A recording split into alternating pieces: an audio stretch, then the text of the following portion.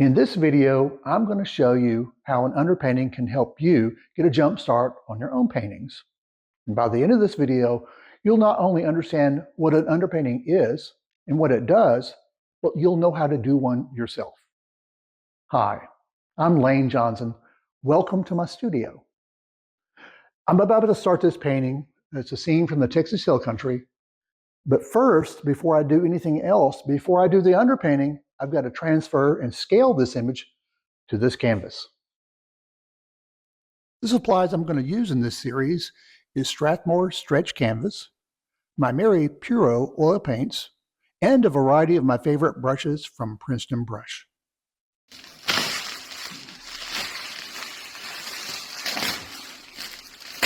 Nice canvas. It's really well graced too.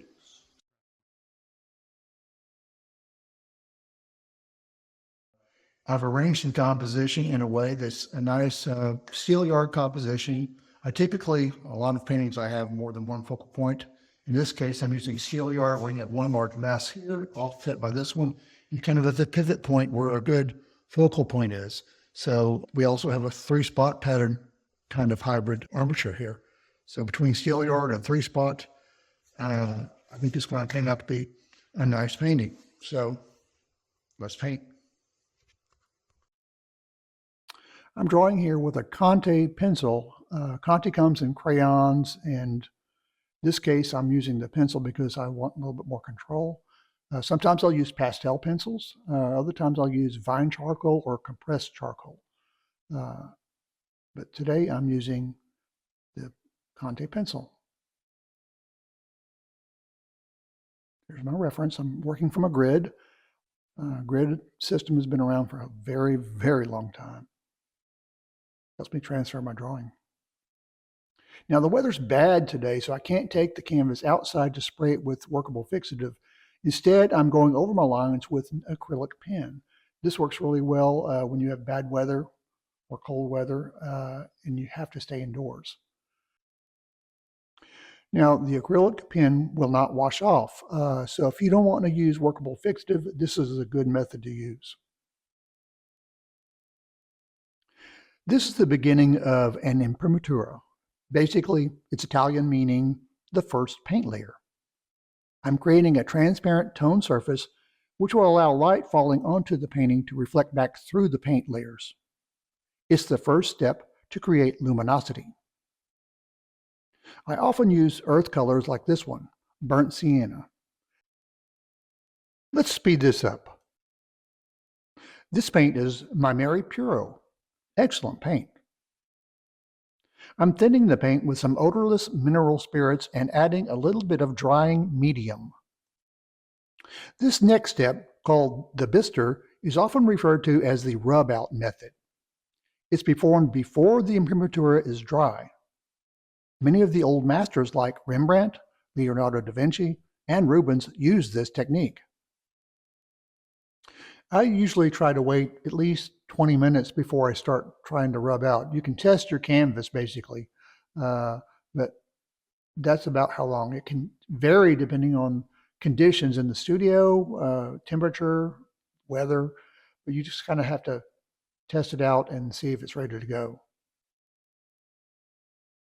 This is the messiest stage for me in the beginning. That's why I'm wearing rubber gloves. Throughout the painting afterwards, I pretty much just paint without gloves on. And as you can see, I'm using crushed up paper towel to remove highlights. You can use brushes, you can use cloth, but I just go with the paper towels.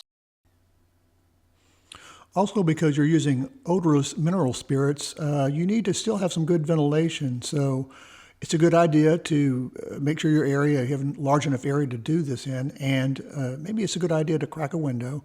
But sometimes what I do, I typically do this particular session last part of the day, because it only takes about 45 minutes to do. And that way, when I'm done, I just leave the studio and come back the next morning and all the odor is dissipated, so it's all good.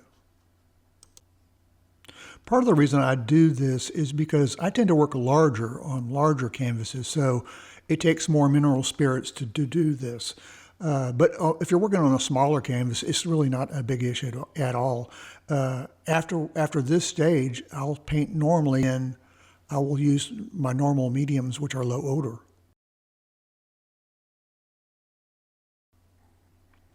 I get questions all the time about, is this the only color I use in an underpainting?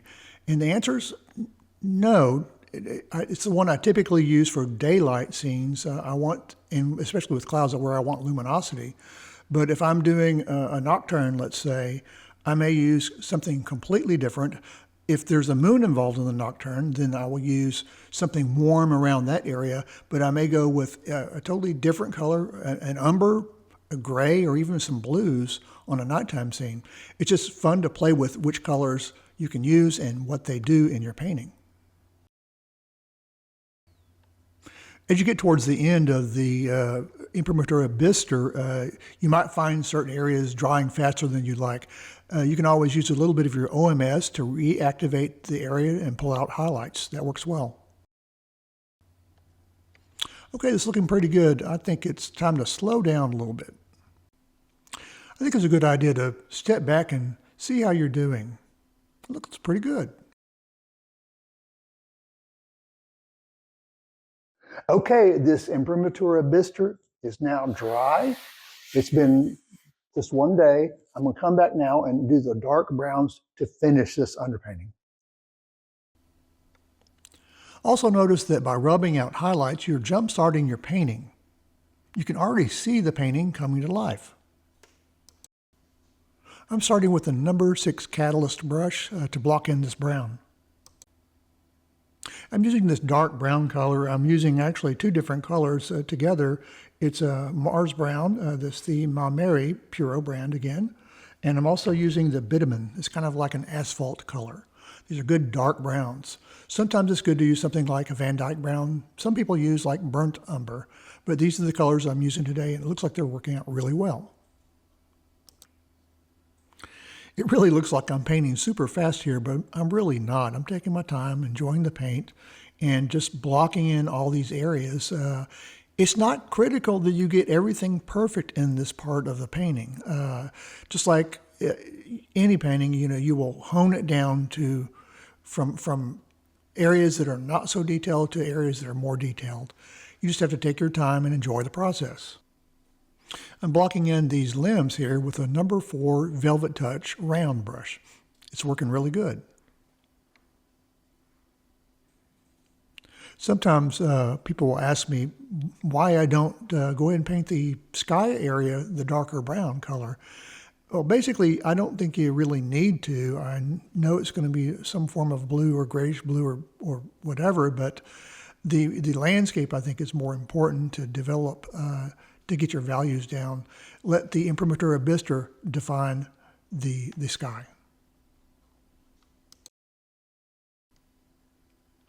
Some people use other colors altogether for the imprimatura. Some people will go with something more golden, like a raw sienna. Burnt sienna is what I'm using for my imprimatura here. There are other transparent colors. You can use other transparent earth colors that are good. In fact, you can do the entire thing with just the imprimatura. Just do one toned panel and then let that dry and paint on top of that. Okay, I'm using my number 4 Velvetouch round to kind of block in this gate. It works really good for details. It's also really good for trees, the foliage. Towards the end of the painting, this underpainting, I will take a paper towel and kind of soften some things. I also will use a mop brush. This is the 3/4 inch oval mop, Velvetouch. Whoa, Tex, let's slow down. The basic goal for me, for the imprimatura bistre and then complete the painting with the darker browns is at the end of the underpainting, I want the whole thing to be covered so that the landscape has a good feel to it. It feels like it's getting to be real. You can kind of see the painting coming to life. And more importantly, you're going to see the direction the painting is going. You can visualize where to go with, let's say, the background hills or the trees. You can help see that because you've developed your values, and that's a big part of painting. Wow, you can see how quickly this painting's taken shape. Yesterday, I took about 45 minutes to do the imprimatura bistre. Today, I spent less than an hour to complete the underpainting using these dark browns. Now you can see the magic of an underpainting. In the next video, I'll show you how I will paint these beautiful clouds.